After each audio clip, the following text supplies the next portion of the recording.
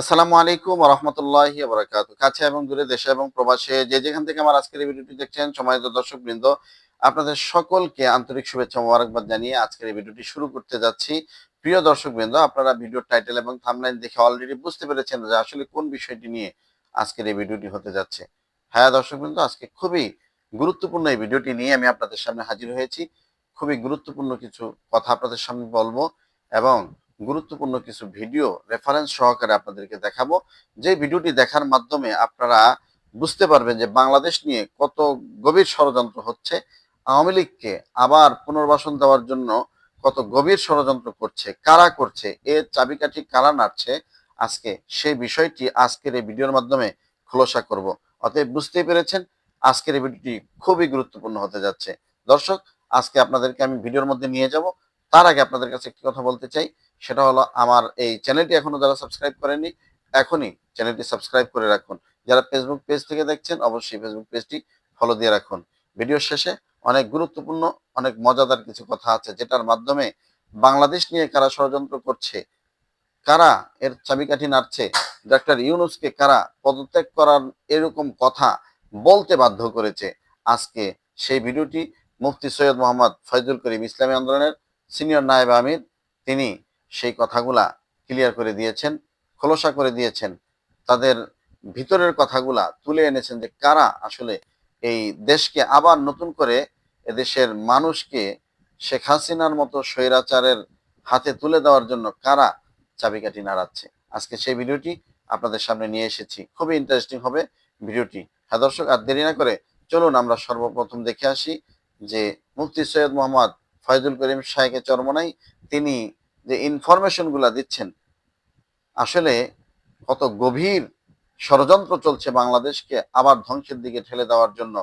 আমরা তার বক্তব্যটি শুনলেই আমরা বুঝতে পারবো। দর্শকবৃন্দ, আর দেরি না করে চলুন আমরা সেই ভিডিওটি স্ক্রিনে দেখে আসি। ভারত কোনো অবস্থাতে ইউনূস সরকারকে সহ্য করতে পারছে না। যতদিন ইউনূস সরকার আছে মনে হয় যেন তার মাথার উপর একটা গজব, একটা পাহাড়। সে চাইতেছে যে কোনো মুহূর্তে ইউনূস সরকারকে সরাতে, কিন্তু সরাবে কিভাবে? সরাবার পদ্ধতিটা কি? দারুণ চমৎকার এক সমাজ সরাবার পদ্ধতি।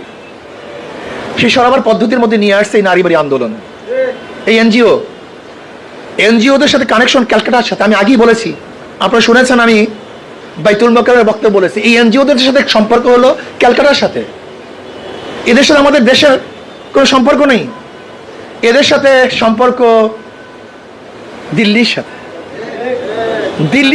দিল্লির কথা তারা কথা বলে। দিল্লিতে যদি বৃষ্টি পড়ে তাহলে এখানে তারা ছাতি ধরে, সেই গোষ্ঠী এই গোষ্ঠী। ওরা জানে নারীবাদীরা যদি এই আন্দোলনে নামে তাদের বিরুদ্ধে দেশের মানুষরা নামবে, শুধু মুসলমান না, এদেশের জনগণ তাদের বিরুদ্ধে নামবে। আর যখন জনগণ নেমে পড়বে, কোন ইউনূস সরকার এক সেকেন্ডও থাকতে পারবে না। এই ইউনূস সরকারকে নামাবার পদ্ধতি পলিসি, অন্য কিছু না। তারা জানে এটা বাস্তবায়ন হওয়া সম্ভব না, এটা বাস্তবায়ন করবে না, করতে পারে না, তারা জানে। কিন্তু গোটা একটা গোষ্ঠীকে, যারা এই দেশপ্রেমিক, ধর্মপ্রেমিক, যারা মানববাদী, তাদের সাথে একটা সাংঘর্ষিক অবস্থানে নিয়ে আসার জন্য সরকারকে এই প্রস্তাবনা দেওয়া হয়েছে। এর জন্য দেখেছেন আমরা সতর্ক ছিলাম, আমরা প্রতিবাদ করেছি, কিন্তু মাঠ পর্যায়ে খুব বেশি কিন্তু কর্মসূচি প্রদান করিনি। আপনারা খেয়াল করেছেন, আমরা সতর্ক আছি যে কোথা থেকে আসছে। আমরা প্রতিবাদ করেছি, আমরা সরকারের কাছে প্রতিবেদন দিয়েছি, সাংঘর্ষিক কোন কোন জায়গায় সব কিছু আমরা তাদের উপস্থাপন করেছি। সরকার বলেছে যে প্রস্তাব মানামানি বাস্তবায়ন না, সে আমলেও নিয়েছে কথা। কিন্তু মূল ব্যাপারটা হলো, ভারত চায় না ইউনূস সরকার একদিন বেশি থাকুক। দেশের অবস্থা ভালো না, আপনারা জানেন না, অবস্থা খুবই খারাপের দিকে চলছে, যাচ্ছে। রোজ এই কাজ করতেছে, প্রায় সাকসেসের পথে। আপনাকে সতর্ক থাকতে হবে, অবশ্যই সতর্ক থাকতে হবে। দিল্লির কোনো এজেন্ডা বাংলাদেশে বাস্তবায়ন করতে দেওয়া যাবে না, ধ্বংস হয়ে যাব। আপনারা জানেন অঞ্চল নিয়ে ওদের একটা পরিকল্পনা আছে। ওরা বারবার ফেনীর ওই পোলের কথা বলে, ব্রিজের কথা বলে, ওই রাস্তার কথা বলে। ওরা কি ভেবেছে এই পার্বত্য অঞ্চল চিটাগাংকে আলাদা করে বাংলাদেশ থেকে? এই অঞ্চলের প্রত্যেকটা মানুষ এই দিল্লির বিরুদ্ধে প্রথম আন্দোলনের সূচনা করবে ইনশাআল্লাহ। আমরা সচেতন আছি। শোনেন, আজকে ভারতের দালালদেরকে বলবো, যারা দিল্লির মুখে মুখ মিশিয়ে কথা বলেন, দিল্লির চিন্তা প্রকাশ করেন, দিল্লির স্লোগানে স্লোগান দেন, দিল্লির প্রেসক্রিপশন অনুযায়ী রাজনীতি করেন, বাংলাদেশের জনগণ আপনাদেরকে চিহ্নিত করেছে। দিল্লির কোন দাদা এবং গোলামদেরকে এদেশে রাজনীতি করতে দেওয়া হবে না, ইনশাআল্লাহ হবে না। এদেশের জনগণ মানবে না, মানতে পারে না। এক ফ্যাসিস্টকে তাড়িয়ে আর এক ফ্যাসিস্টকে ক্ষমতায় বসাবার জন্য দেশের মানুষ আন্দোলন করে নেই। এক ডাকাত, চোর, লুচ্চা, গুন্ডা, বদমাশ এবং এক চাঁদাবাজকে সরিয়ে আর এক চাঁদাবাজকে ক্ষমতায় বসাবার জন্য জীবনের মায়া ত্যাগ করে রাস্তায় ঝাঁপিয়ে পড়ি নেই। রাস্তায় ঝাঁপিয়ে পড়েছিলাম এই মানুষের মুক্তির জন্য, এই মানুষকে আজাদ করার জন্য, স্বাধীন করার জন্য, তাদের অধিকারকে বাস্তবায়ন করার জন্য। আজকে যারা সংস্কারের বাহিরে শুধু নির্বাচনের স্লোগান কে দেয়, দেখেন ভারতের প্রত্যেকটা পত্রিকা, দেখেন মোদী সরকারের আলোচনা, ভারতের প্রত্যেকটা নিউজ শুধু নির্বাচন চাই, নির্বাচন চাই। শেখ হাসিনা সেখানে বসে বলতেছে নির্বাচন চাই, নির্বাচন চাই। আমরাও তো নির্বাচন চাই, কিন্তু আমরা নিরপেক্ষ নির্বাচন চাই, গ্রহণযোগ্য নির্বাচন চাই, সুষ্ঠু নির্বাচন চাই, সবার অংশগ্রহণমূলক নির্বাচন চাই। আমরা কোনো দখলদারি নির্বাচন চাই না। আর এই দখলদারি নির্বাচনকে বন্ধ করার জন্য প্রয়োজন হল সংস্কার। আজকে প্রশাসন সংস্কার হয়নি, এমনকি নির্বাচন কমিশনের উপরে যদি মানুষের সন্দেহ থাকে, প্রশ্নবিদ্ধ নির্বাচন কমিশনের মাধ্যমে গ্রহণযোগ্য নির্বাচন হতে পারে না। কাজে আগে সংস্কার হবে, তারপর নির্বাচন হবে। এর জন্য আমাদের সতর্ক থাকতে হবে।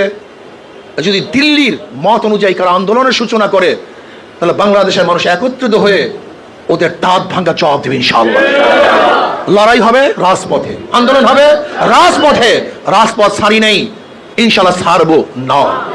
ইসলামী আন্দোলন বাংলাদেশ সবসময় ন্যায়ের পথে দাঁড়াচ্ছে, থাকবে ইনশাআল্লাহ। আল্লাহ আমাকে এবং আমাদের সবাইকে ইসলাম, দেশ এবং মানবতার কল্যাণে কাজ করার তৌফিক দান করে। প্রিয় ভাইরা, আপনারা ভিডিওটি দেখেছেন, কি বলেছিলাম না, এই ভিডিওর মাধ্যমে অনেক কিছু জানতে পারবেন। সেটাই তো হলো আসলে একটা শ্রেণী দেশের মধ্যে এখনো চুপটি মেরে বসে আছে এবং তথাকথিত কিছু ক্ষমতালোভী মানুষ তাদের সেই টোপ গিলে আজকে এই দেশের মানুষকে আবার নতুন কোনো স্বৈরাচারের ফাঁদে ফেলানোর জন্য তারা অপচেষ্টা চালিয়ে যাচ্ছে। প্রিয় দর্শক, ভিডিওর মাধ্যমে বুঝতে পেরেছেন যে ভারত তথাকথিত আওয়ামী লীগ সরকার যতই তাদেরকে আমাদের বন্ধু বলুক না কেন, আমরা কখনোই ভারতকে নিজেদের বন্ধু হিসেবে স্বীকার করি না। সেই ভারত আবারও নতুন করে বাংলাদেশকে ধ্বংসের দিকে, শেখ হাসিনাকে বাংলাদেশে নিয়ে এসে আবার তাকে পুনর্বাসন দেওয়ার জন্য অপচেষ্টা চালিয়ে যাচ্ছে। এই ভিডিওর মাধ্যমে আমরা অনেকটাই বুঝতে পেরেছি। এজন্য আমাদেরকে সতর্ক হতে হবে, সাবধান হতে হবে। যারা দেশকে নিয়ে ষড়যন্ত্র করবে, যারা দেশের মানুষের বিপক্ষে অবস্থান নেবে, তাদেরকে আমরা উচিত জবাব দেওয়ার জন্য প্রত্যেকের জায়গা থেকে প্রস্তুতি গ্রহণ করতে হবে। প্রিয় ভাইরা, আজকের এই ভিডিও পর্যন্ত। দেখা হবে নতুন কোনো ভিডিও নিয়ে। ততক্ষণ ভালো থাকবেন, সুস্থ থাকবেন। আল্লাহ হাফেজ। আসসালামু আলাইকুম ওয়া রাহমাতুল্লাহি ওয়া বারাকাতুহু।